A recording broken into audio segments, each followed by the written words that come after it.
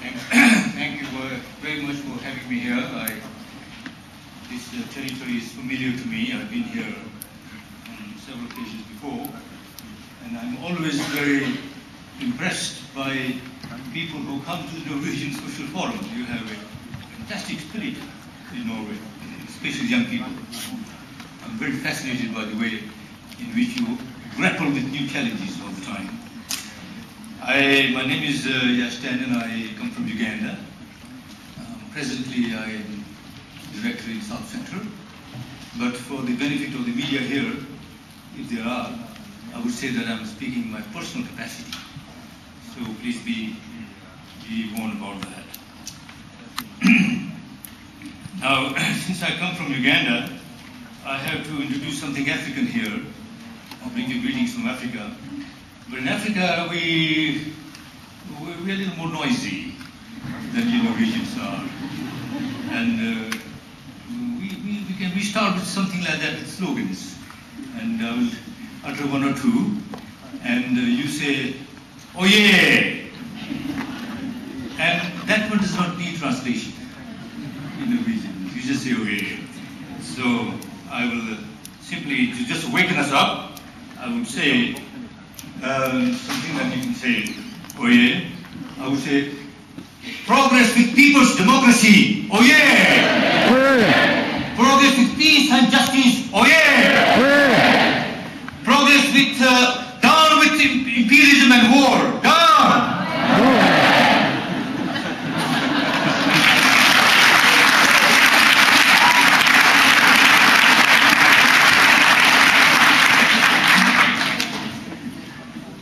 We start with slogans, but we need to be scientific, because slogans will not bring about change.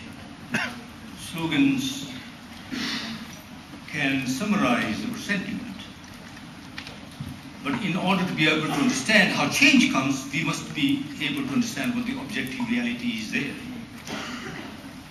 And we have to understand that by means of scientific analysis, not simply populist thinking.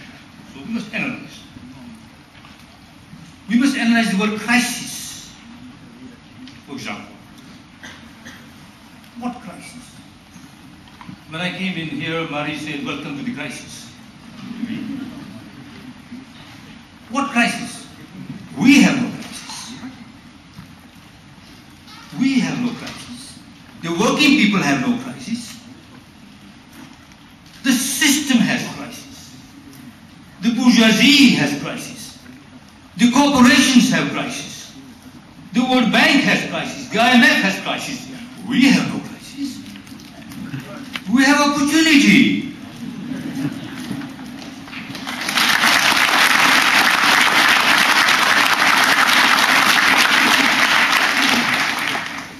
For the last 300 years, we have lived through a system of capitalism. It has brought gains. I can acknowledge that. Scientific gains, gains in the development of productive forces in our countries, upliftment of welfare and so on. But in 1820, the difference between Africa and Europe was 3-to-1. Europe was 3 times richer than Africa in 1820. Today, 130 times. So, capitalism has been beneficial to a section of the world's population, to the impoverishment of another section of the population. So that's the system we are talking about, the last 300, 400 years of system. I won't go that far back. But this system has had periodic crises which has provided new opportunities to move the world forward. In 1918, at the end of the First World War, we had a new opportunity. They created the League of Nations in order to bring into the global system certain values of peace and justice and so on. I won't go into details. 1929, there had a crisis, the Wall Street crisis, and that gave an opportunity for the New Deal in America, for example, and for Keynes to come out and bring his theories about employment, for example. 1949, the end of Second World War, there was a crisis for 5 years, and it was also an opportunity to give birth to United Nations. 1979, there was a crisis, the oil crisis. Unfortunately, the 1979 crisis gave an opportunity to the bourgeoisie, basically, because they used the 1979 oil crisis in Afghanistan, when the Soviets took over in Afghanistan, in order to impose on the rest of the world globalization. Margaret Thatcher and Ronald Reagan were the main authors of that. And we were told that globalization is like specific gravity in physics. It's inevitable. Nothing inevitable about that. Today we know that that system is in crisis. That globalization was about deregulation, about privatization, about transferring assets from the public sector to the private sector. We know that. We've gone through that. And we were told that if you liberalize the market, global market, there will be prosperity for all. Those are some of the aspects that came with globalization. Now, that has collapsed. Now, in our scientific analysis, there are 3 words that we've got to analyze very carefully. One is the word market. What is market? Do we understand the word market? The second is the word credit. What is credit? And who creates credit? And for whose benefit is credit created? And the third is the word investment. Who decides on investments? Norway has huge oil money. How does Norway decide where to put the oil money? Are you people consulted about that, for example? I'm not sure. But we have to understand these words carefully. Let's look at the word market. In common knowledge, in common parlance, in common talk, we understand market as a place where people come and buy and sell things. Now, that's simplification of the market. When neoliberal theory says, leave it to the market, let the market decide, that market they're talking about is a very complex phenomenon, very complex. And it gets more and more complex as the system entrenches itself. Let me give you 1 or 2 examples. The housing market. Now, you and I might think that housing market is a market where the real estate agents come and offer you properties, and you go and buy one of the properties that you like, and then see whether you can purchase that property. Not so, not easy. Because between the seller and the buyer himself, there is money that gets into that. And the question is, where do you get money from? And you go to the bank or you go to a mortgage company to get your mortgage for the market, for purchasing your property. The moment the finance becomes an intermediary in a transaction, you introduce a very complex system of credit. Because you borrow money on credit in the expectation that over time you'll be able to repay your loan, isn't it? You pay your credit back. But if something goes wrong in between, what happens? Because you simply are assuming that things will be all right. If you take a redemption of, say, 20 years for a property, you say within 20 years' time, you will pay your mortgages every month, and then at the end of 20 years, you'll own the property. Now that's fine as long as things are moving smoothly.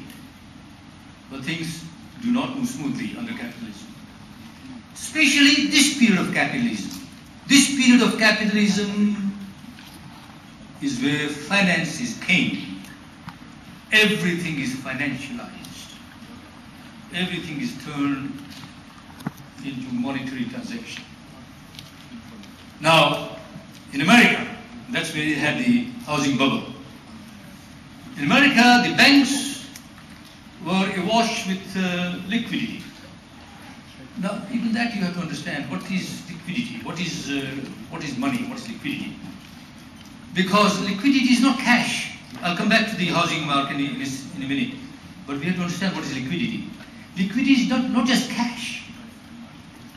You and I know it is cash. For us, with our small money we only see it as a cash, or we do have credit cards, so we understand credit a little bit. But for the banks, they create money out of thin air. You give them a deposit of $1, they create $12 out of that. Out of $12, they can create 100, 100, 300. So they can create in thin air, money. Money is created by them. So in America, they had huge amount of liquidity in the hands of banks, but that liquidity was phony money. It was like synthetic coffee. And they create that money. And then they pushed that money onto middle class families who were eager, and low class families in America who were anxious to have property. And they would say, we'll give you money at cheap rate, redemption period 20-25 years, then you can own a property. Now, for the last 4-5 years, everything was normal, as you and I know, in the property market. But the United States, they took these property bonds, mortgages, right? Then they packaged it, and they put into that package all other kinds of things in it. So, you know, banks deal with bonds, yeah, as you know. They deal with shares and stocks and bonds. And they rate bonds on the basis of their performance. AAA being very good bonds, CCC being not so good bonds. Now these bonds create value in future. You buy a bond, and down the road you cash the bond. In between you earn interest on that. Now they put the mortgage, housing mortgage and AAA bonds into a package. And that package called collateral debt obligations. That collateral became an instrument, a commercial paper. And that commercial paper was then sold in the market, global market. And because that commercial paper had some AAA bonds in it, they were able to sell that commercial paper first in the United States market, and then globally, in Europe, in America, even Norway probably. Now, this paper just got sold purely on the basis of this bubble. And nobody really knew what the value of that paper, the new bond was, the CDO. And I have some figures here. I think I left, oh yes, I'm holding that. I have some figures here which I have quoted in this publication that I bring out from South Central. By the year 2007, the US banks had issued approximately 2 trillion worth of CDOs. According to the IMF, in the US financial sector, 23 trillion is subject to potential write-downs. 23 trillion. Because these CDOs contain junk paper as well. And the estimated losses are 1.4 trillion. And of these losses, and so on. So what they did was to create CDOs. So when you talk about market, what market? They create a financial market out of fictitious capital, out of phony capital, securitized in a bond, which then is traded in the global market, futures market, in the expectation that things will go all right. Things are all right, then people are able to redeem their mortgages and pay back. But something goes wrong and the whole thing collapses. The financial crisis that we're witnessing today is a logical outcome of the manner in which capitalism functions in our epoch, financialized capitalism, where finance supersedes production. Production is important, yes, but finance supersedes it. So production becomes secondary, finance becomes primary. And now we have Alan Greenspan, the former head of the Reserve Bank, saying, you know about that, no? You read in the papers, that he did not know. I'm sorry. I did not know what I was doing for 40 years. Here it is. Representative Waxman pursued relentless in his questions. You mean, he asked, that your view of the world, your ideology was not right? It was not working? And Greenspan replied, absolutely, precisely. You know, that's precisely the reason I was shocked. Because I have been going for 40 years or more with very considerable evidence that it was working exceptionally well. Good man.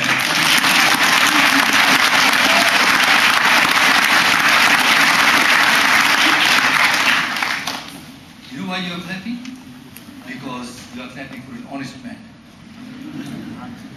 The man was honest enough in his old age to admit that for 40 years he did not know. A good man.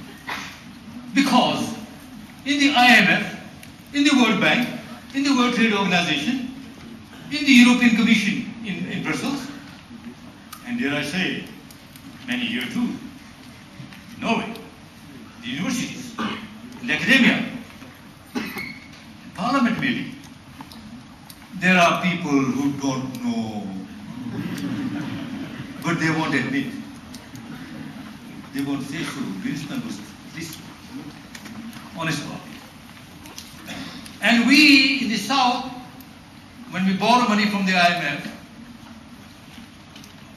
are dictated to, more or less, by the conditionalities imposed by the IMF to pursue a certain policies in our countries, macroeconomic policies in our countries, on the basis of that knowledge that is totally flawed, that is totally incorrect. And because money is there at the end of it, and some of our countries are impoverished, have balance of payments problems, have budget problems, we go to the IMF for bailouts, and the bailouts are done in the name of globalization. Open up your territory for trade, liberalize your economy, privatize assets that are owned by the public, give it to the private sector, have control over budget, and so on. Those are the dictates of the global financial structure, the global architecture that has been the main reason for the impoverishment of large number of countries in the South, especially in Africa.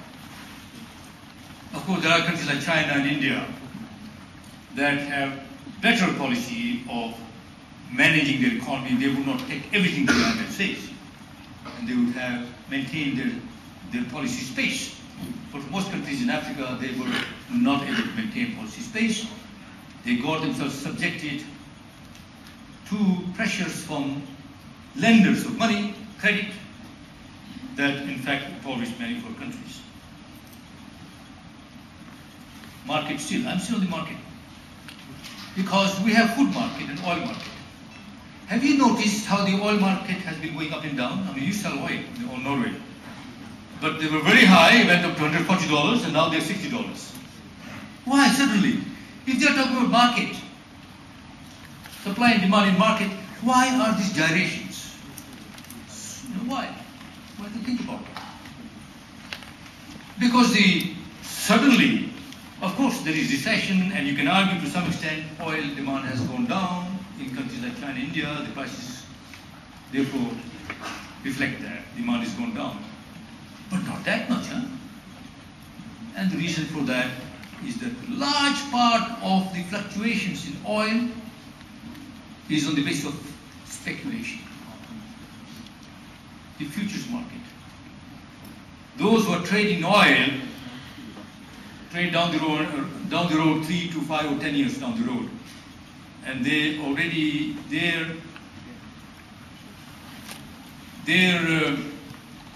impact on the market can be very high, so that the demand is very high, and then suddenly prices go up, and then suddenly the thinking is that the demand may not come in the future, prices go down.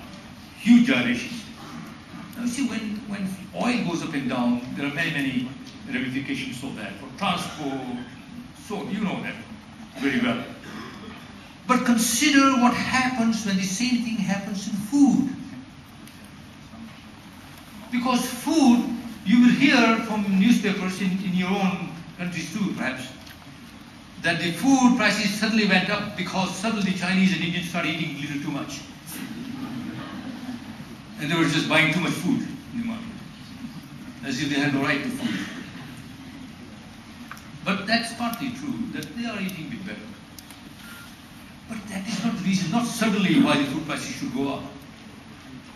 And that's also because when the financial markets reach their saturation in the banking sector, housing sector, they started now going into oil, into gold, into commodities, into food. A large part of the fluctuations in food, rise in high price in food, has to do with this futures market. So a speculator would say, okay, in Uganda, where I come from, we will lease 10,000 acres of land, and we grow maize there. Now, before the Ugandan farmer or the corporation even put seeds into that land, before he puts seeds, before they even harvest, there is now speculation in the Chicago Mercantile Board, Mercantile Index Exchange in Chicago. And there are speculators who say, well, by the year 2012, we'll have so much of maize, and they can begin to now negotiate the price of maize. Already in the futures market, a lot of the price increases in food is accountable by the activities of the speculators for the futures market, when in fact food has not even been grown. That is only one part of the story. The other part of the story is that the food has been monopolized. So large corporations that trade in food, that are suppliers of food, have control even over food production. Not only food production. Look at bananas, for example. There are only about 2 or 3 or 4 major companies that deal in bananas that you consume in your markets.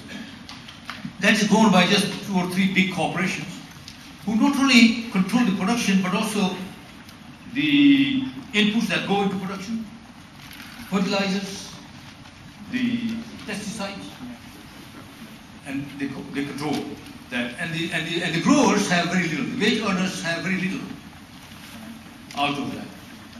Or a lot of the food markets is controlled by supermarkets, like Walmarts. Now these supermarkets are able, because of their control of the size, the amount of quantity that they are controlling in the global chain of production distribution. In fact, they are only distributors, they are not producers, they are just distributors.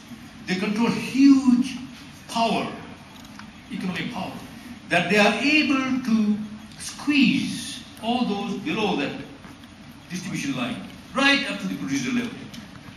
And the farmers are the ones most squeezed. So a coffee farmer in Kenya or Tanzania would have practically nothing in return for his wage, in return for his labor in producing coffee. But that coffee, for each he would probably get 1 cent a kilo, would then go up the chain cycle until a consumer of coffee pays $4.50 in the US retail market. 1 cent, the farmer, $4.50 for the retailer at the top end of the market. And you see that in your own market as well. You see that the big suppliers are able to squeeze the producers very hard. And the ultimate outcome of this for the last 30, 40 years has been that although we have been witnessing growth, even in your country, that growth, the distribution of that growth is very unequal. And you'll find that that capitalist corporations are having a larger share of the profits, and the wage earners are smaller.